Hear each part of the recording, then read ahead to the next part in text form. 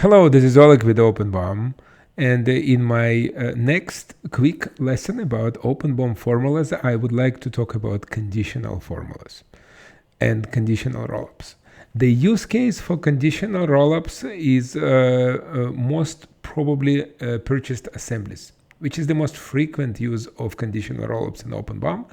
And an example of this could be an assembly, let's say electrical motor that you buy from somebody, a different price than you would calculate it from the materials that you have in your product.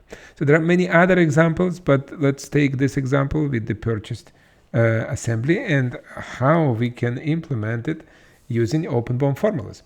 So this is the very simple bill of materials that I used in my previous example for formulas, and you have items and you have an assembly. So this is the item 2 is the assembly, which has a component.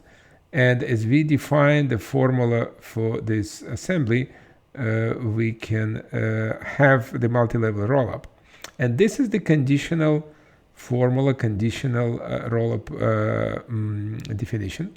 So I can pick and I can define do not rollup condition, which will basically says when not to rollup and use predefined cost from catalog. Before I will do it, let me click on cancel. I will show you what data you need to prepare before.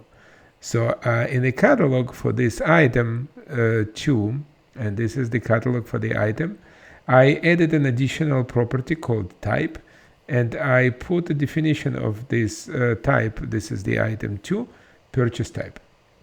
So all others is not important for the moment. Of course, you can define them differently for your production data, but for the purpose of my demo, that would be enough.